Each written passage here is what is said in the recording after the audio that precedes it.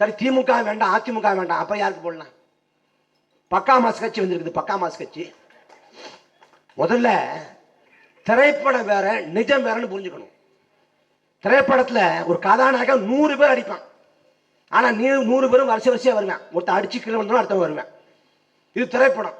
திரைப்படத்துல கதாநாயகன் 10 பேரை கொலை பண்ணிட்டு அப்பன் பண்ண தப்புலன்னு பாட்டு பாடுவேன். ஆனா நிஜத்துல ஒருத்த மேல அடிச்சாலும் உன் மேல வழக்கு போட்டுருவான். நிஜம் வேற, திரைப்படம் வேற. ஆனா திரைப்படத்துக்குள்ள பண்ற சாகசத்தை, அந்த சாதனையை, அந்த அசாத்தியங்களை உண்மை நம்பிக்கிட்டு நடிகனை தலைவராயிட்டு நிற்கிறேன். விஜய வந்து விஜய்க்கு ஓட்டு பொண்ணு ஒருத்தன் சொல்றான்னா நான் அவனோட மனநிலையை சோதிச்சு நினைப்பேன். உனக்கு ஒன்னும் நாங்க ரொம்ப எல்லாம் போகல. ஒரே ஒரு கேள்வி எழுப்புற, நீ கற்பனை பண்ணிப்பார். விஜய் ஆட்சியை பிடிச்சாரு, அது கற்பனை பண்ணுவோம். அந்த கர்மத்தையும் ஆட்சியை பிடிச்ச பிறகு தமிழ்நாட்டின் கல்வித்துறை அமைச்சர் யாரு? புசி ஆனந்த். தமிழ்நாட்டோட நிதித்துறை அமைச்சர் யாரு? அந்த பக்கம் ஆதரவு. இல்ல, நிதித்துறை அமைச்சர் நம்ம புசியே போட்டுருவோம். கல்வித்துறை அமைச்சர் ஆதரவு. பட்ஜெட் படுத்தோம்னா கும்பலத்தின் அது ஒரு கட்சி. அந்த கட்சியை மதிச்சு போய் சேர்றாங்க. கொள்கைன்னா கொள்கை, அதாவது கொள்கைன்னா என்ன கொள்கைன்னு கேட்டா பரவாயில்ல, கொள்கைன்னா அப்படிதான் என்னங்க, சாப்பிட்ற பொருளாங்க. அந்த மாதிரி தான் அந்த கட்சி. 41 உயிரை கரூர்ல பழி வாங்கின பிறகு, காவு வாங்கின பிறகு அந்த கட்சி ஓட்டு போனச்சா அவன் என்ன பண்றது? நீ ஒண்ணு வேண்டாம், நீ ஒரே ஒரு கற்பனை பண்ணிப்பாரு. விஜயோட திரைப்படம் வருது, அடுத்த திரைப்படம். அந்த திரைப்படத்தில் ஒரு காட்சி, விஜயை பார்க்க மக்கள் வர்றாங்க. வர்ற மக்களை 41 பேர் செத்து போயிடுறேன். செத்து போன உடனே விஜய் வீட்டுக்கு ஓடிடுறாரு. இது படத்துல காட்சி. அந்த படம் ஓடுமா? காலி துப்ப மாட்டேன். திரைப்படத்துல ஓடாதுங்க. திரைப்படத்தை காலி துப்பு. நிஜத்தை பண்றானே கூச்சம் இல்லாம ஒரு ஆளு, தன்னை பார்க்க வந்து 41 பேர் செத்து போயிட்டான். அதை பத்தி குற்ற உணர்ச்சியா இல்ல. பாதிக்கப்பட்ட குடும்பத்தார நீங்க எல்லாம் வீட்டுக்கு வந்துடுறீங்களா? நான் ஆறுதல் சொல்றேன். நீங்க சாயங்காலம் 6 மணியை போல ஆறுதல் சொல்றேன். நான் காலில் விழுந்து கதை அழுவேன். நீங்க வீட்டுக்கு வந்துருங்க. என்ன போராட்டம் பண்றீங்களா பாஸ்? போராட்டம்னா நான் ஆதரவு தர்றேன். சாயங்காலம் ஃப்ரீயா தான் இருப்பேன், வாங்க. இப்படிப்பட்ட ஒரு கேவலங்கட்ட கட்சி உலகத்திலே பார்க்க முடியாது. அந்த கட்சியை போய் சேருவேன். கமலஹாசனுக்கு போன நீ என்ன பண்ண? 2018 கமலஹாசன் வந்தாரு. வேண்டாம் இருப்பா பிள்ளையை பத்து பாண்டாம இருக்க கதையா. கமலஹாசன் கட்சி மையம்னாரு. நீ எங்க இருக்காரு? ஸ்டாலினுக்கும் உதயநிதிக்கும் மையம் அடிக்கிறது. இப்ப அதே போல ஏங்க அன்னைக்கு போய் டிவி எல்லாம் உடைச்சிங்க, ரிமோட்டை வீசி உடைச்சிங்க. ஏன் உடைச்சு விட்டு இன்னைக்கு போய் அங்க சேர்ந்தீங்கன்னா அந்த ரிமோட்டை ஒருத்தர் எடுத்து விட்டா. நீ விளக்கம் சொல்லாமே இருக்கலாம் சாமி, ஒரு இடம் புரிய மாட்டேங்குது.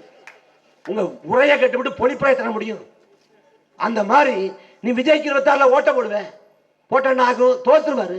தோத்த பிறகு போயிடுவாரு. இன்னைக்கே பார்க்க முடியல. பனையூர் வாசல போய் நீ வெடி வச்சு தகர்த்தாலும் வரமாட்டாரு. கொடுமை. அது ஒரு கட்சி. கட்சியில சேர்றவன் அது ஒவ்வொருத்தரும் ஒவ்வொரு டிசைனுங்க. அதுலயும் இப்ப அந்த கட்சியோட மாநாடு நடக்குது. அந்த மாநாட்டுக்கு போறப்ப ஒரு ஒளி வாங்கிய நீட்டி அந்த கட்சி தொண்டன்ட்ட ஒருத்தர் கேட்கிறப்ப கவிஞனோட சாதி ஆணவ கொலைக்கு ஏங்க விஜய் வாய் திறக்கல, அதை பத்தி உங்க பதில் என்ன கேட்கிறாங்க. என்ன சொல்லலாம்? இல்ல இந்த மாதிரி காரணம், இந்த காரணம், இதை செய்வாங்க, அப்படி இப்படின்னு சொல்லணும்ல. அவன் தொண்டன் சொல்றான், சஸ்பென்ஸ்,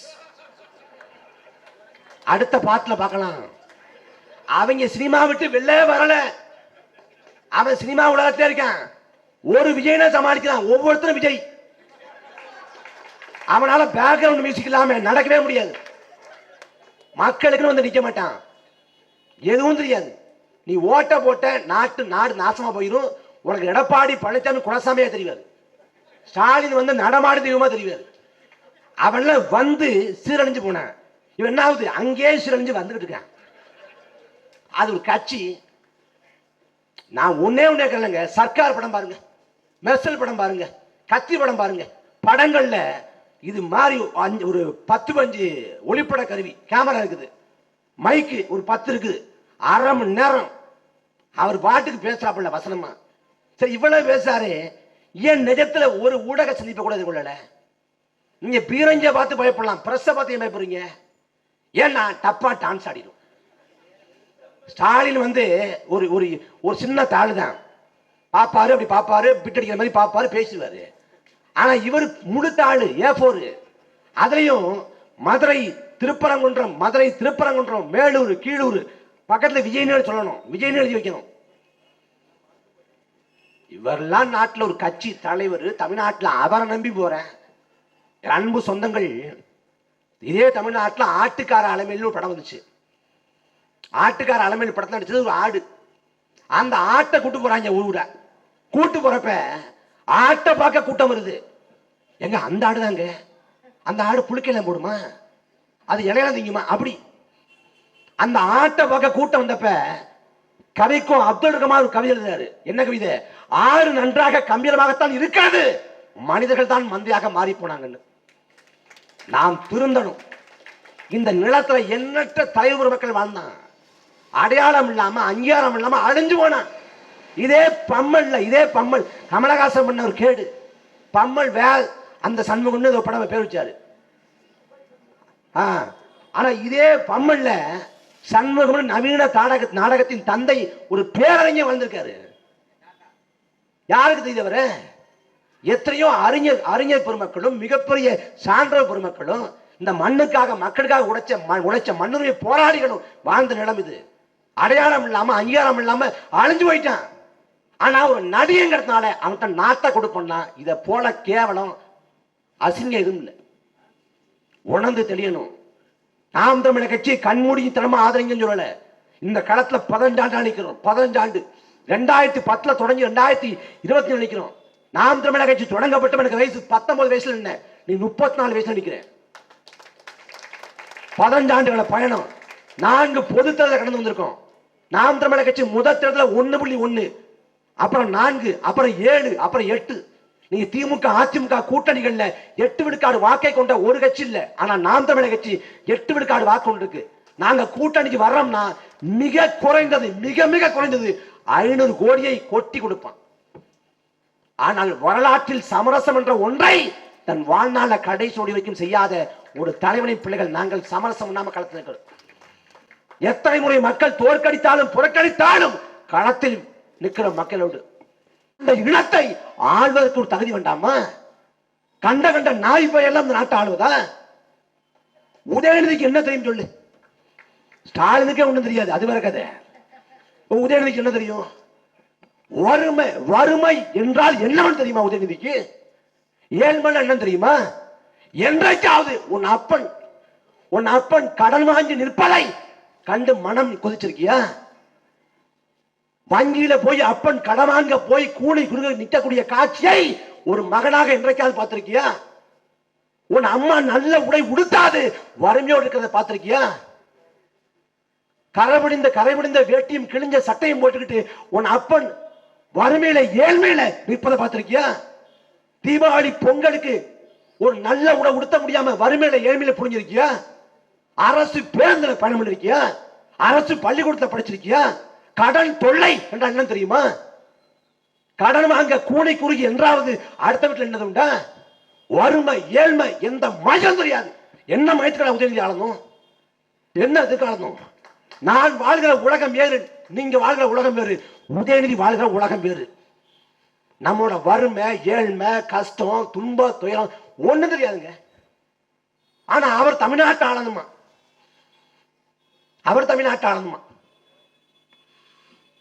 எவ்வளவு கொடுமை. திமுக எதுக்குடா ஓட்டு போன்னு கேட்டா பாஜக வந்துடும். இந்த கூச்சமே இல்லாம இப்ப வரைக்கும் சொல்றேன். பாஜக எங்கடா வரப்போகுது? பாஜகவில அந்த பக்கம் அண்ணாமலை, இந்த பக்கம் நயினா நாகேந்திரன் அடிச்சுக்கிட்டு பாஜக ஒழிச்சுதான் மறுபடியும் வைப்பாங்க.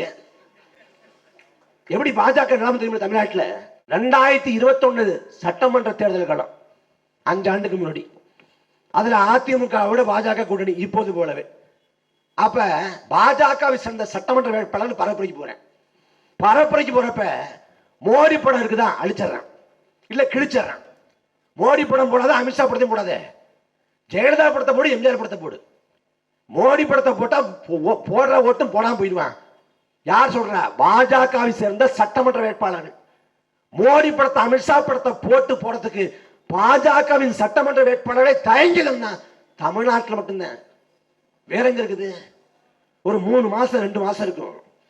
பாஜகவை சேர்ந்த மாநில தலைவர் நயினா நாகேந்திரன் பாஜக நிர்வாகி பேசுறாரு. மோடி ஐயா நாங்க ஓட்டு கட்ட போறோம், ஐயா ஓட்டு கட்டு போறப்ப மக்கள் சொல்றாங்க வீட்டுக்கு வாங்க சோறு போடுறோம்னு சொல்றாங்க. அப்படியா? சோறு போடுறோம்னு சொல்றாங்க, ஆனா ஓட்டு மட்டும் கேட்காதீங்க, ஓட்டு மட்டும் போடவே மாட்டேன்னு சொல்றாங்க. இதான் தமிழ்நாட்டு நிலைமை. வீட்டுல வந்து சாப்பிட்டு கூட போட தயவு செஞ்சு ஓட்டு மட்டும் கேட்டுறாது. இந்த பாஜக சொல்லி பயமுறுத்துறாங்க. பாஜக வந்துடும், பாஜக வந்துடும். இப்ப என்னன்னா மதுரையில ஒரு வேளை அவன் தீபம் ஏத்துட்டான்னு வச்சுக்குவோம், தீபம் ஏத்துனாலும் அடுத்தால புஷ்வானம் தான். நீ என்ன பண்ணாலும் தமிழ்நாட்டில் உன்னால எழ முடியாது. பாஜக தமிழ்நாட்டில் செத்த துணம். ஆனா இந்த பாஜக சொல்லி பாஜக வீழ்த்துறதுக்கு ஒரே ஆள் தான் இந்தியா முழுக்க, தேடினா ஒரு ஆள் தான் கிடைப்பாரு. அது யாரு? நம்ம வெள்ளைக்குடி வேந்தது. எடுத்தேன் பாரு ஓட்டம், போலீஸ் ட்ரைனிங் கூட நான் பார்க்கலையே. அந்த மாதிரி உதயநிதிக்கு சம்பந்தமான அந்த திரைப்பட நிறுவனம் ரைடுன்னா இவர் போயிட்டாருங்க டெல்லிக்கு போய் நரேந்திர மோடி பார்த்துட்டாரு. தீபாவளிக்கு புதுசு புதுசா படம் வருது, விஜய் படம் வருது, அஜித் படம் வருது, சிவகார்த்திகேயன் படம் வருது. இந்த 3 படம் சேர்ந்தாலும் வர்ற கலெக்ஷன் டாஸ்மாகோட ஒரு நாள் கலெக்ஷன் ஈடாக மாட்டேங்குது. இது எப்படி?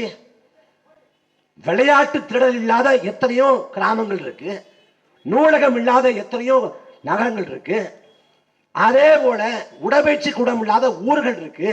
ஆனா டாஸ்மாக் இல்லாத ஒரு ஊர் இருக்கா? ஒரு ஊர். இது ஐயா ஸ்டாலின், நான் ஒரு அப்பாவா சொல்றேன், போதையின் பாதையில போகாதீங்க. அப்ப தள்ளி இந்த பக்கம் போயிடலாமா? போதையின் பாதையில போகாத யாருங்க சொல்லலாம்? எந்தவித அதிகாரமும் இல்லாத ஒரு சாமானியன் சொல்லலாங்க. காந்தியவாதி சசிபெருமாள் மதுவுக்கு எதிராக போராடி செத்து போனார். 2016ஆம் ஆண்டு கன்னியாகுமரியில் மதுபான கடையை மூட கோரி போராடிய போராட்டத்தில் அந்த களத்திலேயே உயிரை விட்டார் சசிபெருமாள். அந்த சசிபெருமாளுங்கிற காந்தியவாதி அந்த தாத்தன் குடிக்கப்பட காலில் விழுந்து போதையும் பாதையில போகாத, நாடு கட்டு போகும், குடும்பம் கட்டு போகும், உடம்பு கட்டு போகும் அவன் கெஞ்சினான், கதறினான். அவனுக்கு அருகதை இருக்கு, அதிகாரம் இல்லாத சாமானியன் ஏழை மகன் அவன் சொல்லலாம்டா போதையின் பாதையில போகாதுன்ட்டு. நீ தமிழ்நாட்டின் முதலமைச்சர், ஒட்டுமொத்த அதிகாரத்தையும் சுட்டு விரல வைத்திருக்கக்கூடிய தமிழ்நாட்டின் முதலமைச்சர் ஸ்டாலின் போதையின் பாதையில போகாதுன்னு சொல்லலாமா? கடையை மூடிவிடு, டாஸ்மாக் கடையை மூடிவிடு, முடிஞ்சு போகும்ல. நீ டாஸ்மாக் கடையை கூட மூட வேண்டாங்க, குறைந்தபட்சம் பார மூடு. டாஸ்மாக் கருமம்னா கூட ஒரு பாட்டில் வாங்கிட்டு போயிருவேன். பார்ல உட்காந்து குடிச்சு குடிச்சு குடிச்சு அவன் வீட்டுக்கே போனதில்லை, அங்கேயே படுத்துறேன். அப்ப அதை பத்தி என்ன கவலை இருக்குது? நாங்க வந்து அண்ணாவி வழி ஆட்சி நடத்துறோம். எந்த அண்ணா வழியில? எந்த அண்ணா வழியில? 1967 திமுக முதல் முறையா ஆட்சி கைப்பற்றுது. அன்னைக்கு அண்ணா வச்ச முழக்கங்கிறது அன்னைக்கு வந்து கடுமையான அரிசி பஞ்சம் இருக்கு.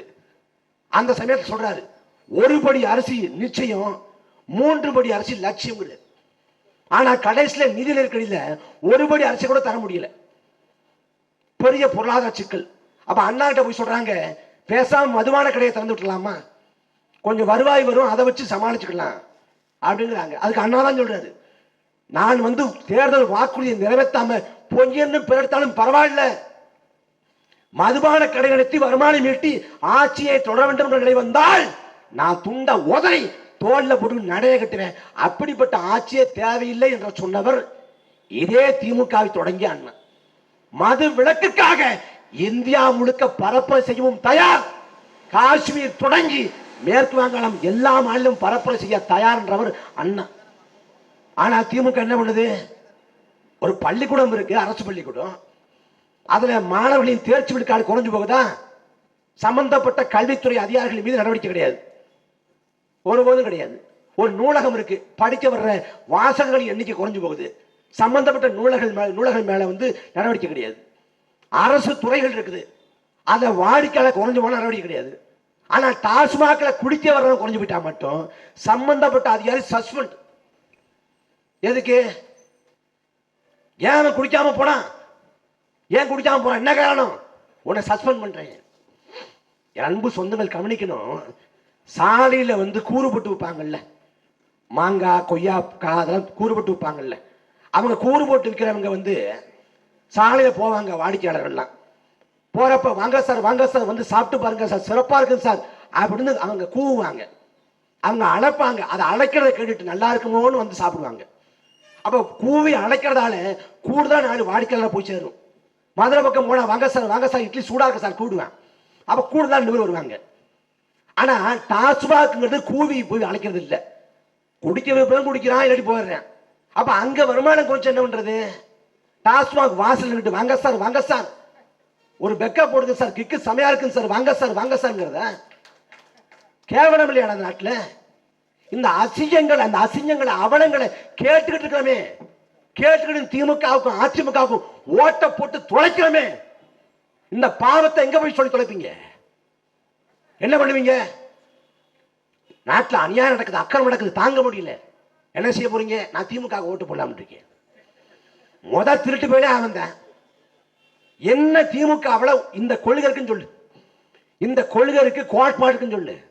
கொள்கையாவது ஒரு இளவும் கிடையாதுங்க. அந்த குடும்பம் திரும்ப அதிகாரத்தில் இருக்கணும். அதுக்கு என்ன வேணாலும் விஷம் போடலாம். இதுல அதிமுக இந்த நகைச்சுவை வரும்ல, இந்த கரகாட்டங்காரன் படத்துல காரை வச்சிருக்காங்க, காரை வச்ச அந்த சொப்பன சுந்தரி இப்ப யார் வச்சிருக்காங்க? அந்த மாதிரி அதிமுக யார் வச்சிருக்கான்னு தெரியல. அது ஏ டீமா பி டீமா சி டீமான்னு தெரியல.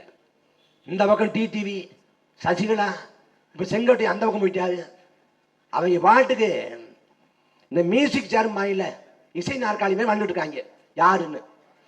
அப்படி ஒரு கட்சி கரைஞ்சு போச்சு, பாஜக கரைஞ்சு போயிட்டான். நாம் புறந்தள்ளணும். நான் ரட்டாளைக்கு தான் போடுவேன், உதயசூருக்கு தான் போடுவேன். தமிழனுக்கு ஒரு மயக்கம், ஒரு வியாதி. சாதியில அவனுக்கு அவ்வளவு பெரிய அதீத ஒரு பாசம், மதத்தின் மீது அதீத பாசம், திரை கவர்ச்சி, நுகர்வு கலாச்சாரம், எல்லாத்துலயும் அவனுக்கு மயக்கம். அதே போல இந்த சின்னங்கள் மேலையும் மயக்கம். ரட்டள சின்னத்துல கருணாநிதி வேட்பாளர் கூட ஓட்டு போட்டுருவேன். உதயசூரன் சின்னத்துல ஜெயலலிதா எடுத்தா கூட ஓட்டு போட்டுருவேன். அவ்வளவுதான். வேட்பாளர் நல்லவனா, படிச்சவனா, மக்களுக்கு தொண்டாட்டுவானா, குற்றப்பிரபலம் இல்லாம இருக்கானா, கூப்பிட்ட கொள்ளுக்கு ஓடோடி வருவானா, அவன் ஒரு கொடை மனப்பான்மை இருக்கானா, எதுவும் தேவையில்லை. ரட்டளையா ஒரு குத்து, உதயசூரனா ஒரு குத்து. நீ ஒரு தடவை குத்துற, அவன் 5 வருஷம் வச்சு குத்துறேன். அப்புறம் குத்துதே கொடிதானே யாரு போய் என்ன பண்றது?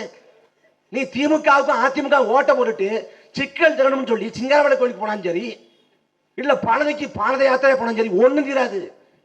திமுகவுக்கும் அதிமுகவுக்கும் வாக்கு செலுத்துவதை விடாத வரை நாட்டில் எந்த பிரச்சனையும் ஓயாது.